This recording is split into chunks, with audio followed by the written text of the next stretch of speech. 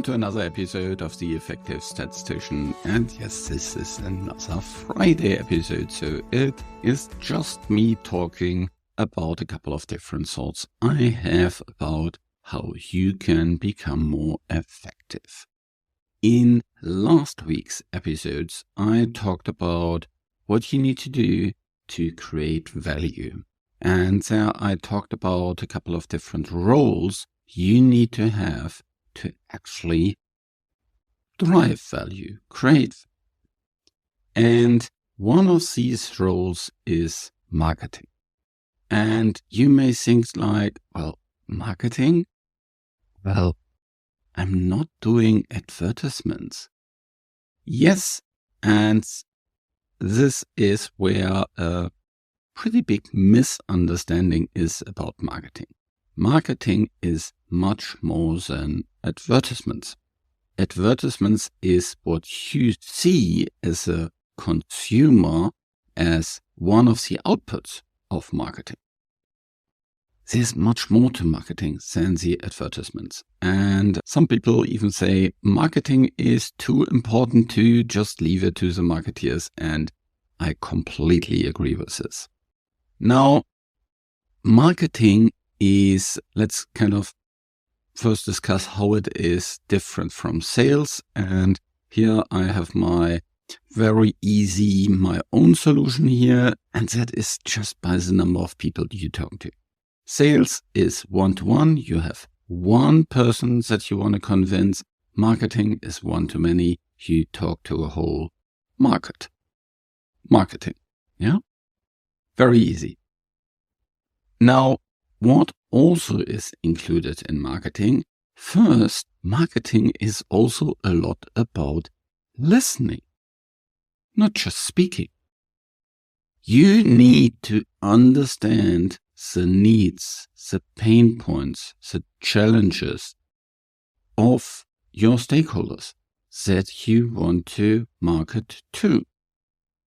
So, in the last episode, we talked about who are your stakeholders. So this is also people in your direct line of management, but also people that you help with your studies, with your analysis, with your trainings, with your communication, all these kind of different things. You need to understand their pain points. You need to understand their constraints that they work. Their time limitations, their budget limitations, their goals, their incentives. How do they work? What are they allowed to do? What aren't they allowed to do? All these kind of different things. You need to understand that. And that is very, very different from stakeholder to stakeholder. That is also something that good marketing helps you understand. You can segment your market into, okay, these are the people that want high quality for a reasonable price. These are the people that want to have speed. Cost isn't a problem, and quality is just a given. And then there's others that completely think differently about what you need. So the other thing that marketing has is you need to have competitive insights. And when you now think like, well, I work within a company, I don't have competition. Well, actually, you do. So first of all, you're probably not the only statistician. The second thing is you probably have competition from other functions. Who else could do certain things? Yeah, maybe you say, well, I'm the only one who has access to these data, so I have a monopoly here. Yeah, that is for these things. But of course, your customers probably want a lot of more things than just the analysis of these data where only you have access to. Maybe they want to understand what the competition is doing. Do they ask you about it?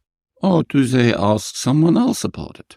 Maybe someone even outside of your organization, outside of your company. These are competitive insights. Understanding what are all the problems, the pain points that your stakeholders have that are fulfilled, that are serviced by people other than you, that maybe have similar skill sets to you. And maybe they even charge much more than you. And maybe even they deliver less quality than you, at a slower speed than you. Oh, I see that all the time, yeah? That there are certain parts, like, let's say, marketing, and they spend a lot of money on understanding why the other study is different from the competition, is different than your study. And they don't ask you because they don't even know that you exist. Or the real-world evidence department, they might outsource all kind of different analysis of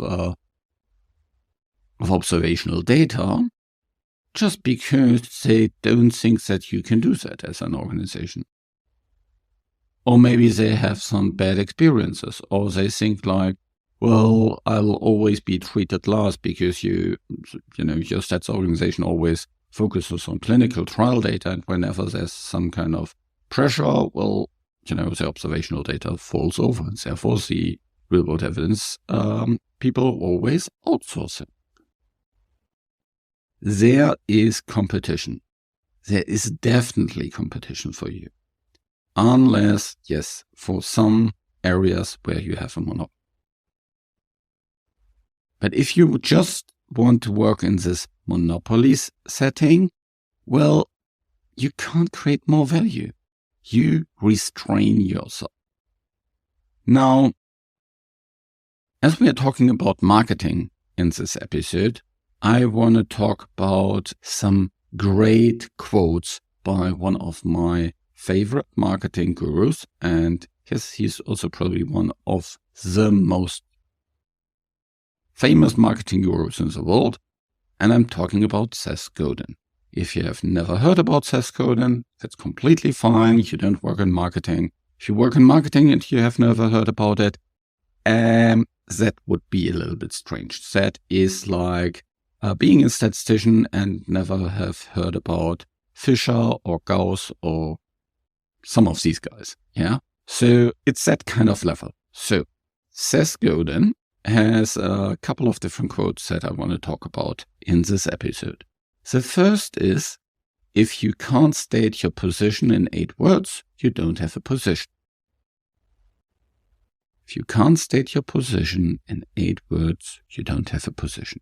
And here position means your position compared to your competitors. What kind of value you create better, faster, cheaper than your competitors.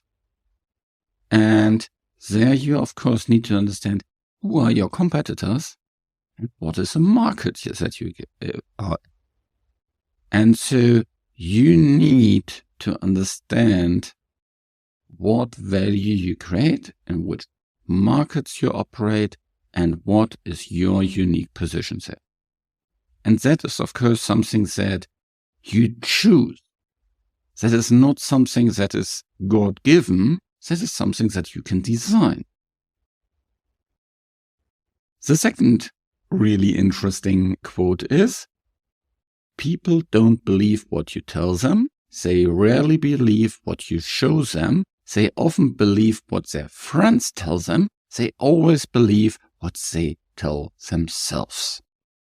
Yes, just because you go to someone says, and you say, I'm right, I know how to do these kind of things, doesn't convince the other person. They might be more convinced if you have a track record. And then they will be even more convinced that you can do these nice, cool analysis and you can do these great presentations in front of key opinion leaders if a colleague of them, a friend of them, tells, hey, I love to work with Fred, the statistician, because he's always a great presenter and he interacts really, really well with key opinion leaders, with the FDA, with the EMA, with senior management, whatsoever. Always bring him along. And they always believe what they tell themselves. And if you can make them believe that it was their idea to pull you in, then you have already won. Because, of course, they will act on their idea. So, that is the second thing. The third is build a trust and earn attention. The entity that gets the most trust will get the most customers. Yes, everything starts with trust. And I speak about trust, or Gary and I speak about trust a lot in our leadership program. You need to build trust. And he also says, build trust and earn attention. Yeah. People need to know you. If they don't know you, they don't like you, they don't trust you, you can't create value because they will not want anything from you. They will not want your advice, they don't want your tables, they don't want your design suggestions whatsoever. They will only get something from you if they know you. So you need to create attention, like you, and trust you. You, your organization, your group, yeah. If they trust the CRO more than you, they will give it to the CRO. And then you can run to your management and say, these stupid people, they give it to the CROs, but why can't they do this? Yeah, of course they can do that. Because from their point of view, it obviously is a better solution. Well, people always take the best solutions that they have. So if they go with a CRO, that is the best solution that they have. Next quote, and that is one thing that I really, really love. Don't find customers for your product, find products for your customers. Don't find customers for your product, find products for your customers. So, if you are the data visualization guys, the Bayesian expert, the multiplicity expert, the whatsoever expert, you have a problem. Because very often you will try to sell your services without understanding what exactly is needed. And you will try to sell your Bayesian designs to everybody, and you will try to sell your data visualization to everybody, and whatsoever. This is not how it works. You need to understand what exactly is needed. And then you can design your products, your services to exactly feed to these needs, to these opportunities. So it's that way around. By the way, Steve Jobs said something very, very similar. Quote number 5. The organizations that succeed realize that offering a remarkable product with a great story is more important and more profitable than doing what everybody else is doing just a bit better. Just a bit better. This is not a differentiation. You need to have something that is remarkable with a great story. Stories are really, really important. Great marketeers always have great stories. They tell a story around their product. They tell a story on how it helped other, I just want to say patients, but other stakeholders, similar like the stakeholders you want to convince. and they differentiate. One way, of course, to differentiate is by having a strong brand. Think about Apple. Think about Coca-Cola. Think about Starbucks. Think about whatsoever. Yeah? These are very, very strong brands, and people decide for these brands because they differentiate. They do something very, very different to what all the others do. And so that is why they become much more profitable. So you need to have a great product and you need to have great marketing. Great product is not enough. If you think like, I'm doing really great stuff, people will kind of see it automatically. No, that's not how our world works. You can only get your services, your deliverables into the hand of your stakeholders if you get their attention, if you make them like you, if you make them trust you, and if they're really, really convinced that they need to do something with you. Now, the next one is stop advertising and start innovating. Yes, you need to differentiate. You need to be different. You need to be creative. And if you do something like this, then it becomes much more easy to talk about it. And it is not about pressing messages down the throat of your stakeholders. We are the best. We have the best quality. We have the best prices. We have the whatsoever. We are the best in the world. We forget about these kind of different things. You want to have something that is unique, that is innovative.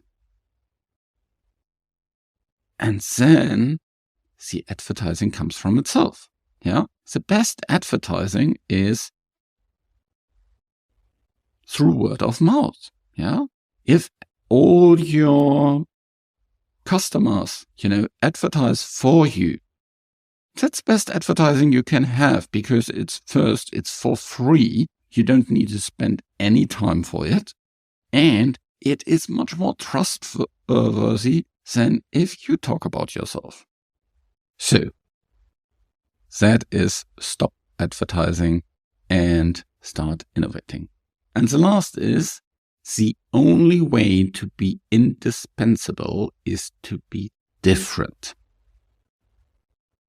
The only way to be indispensable is to be different.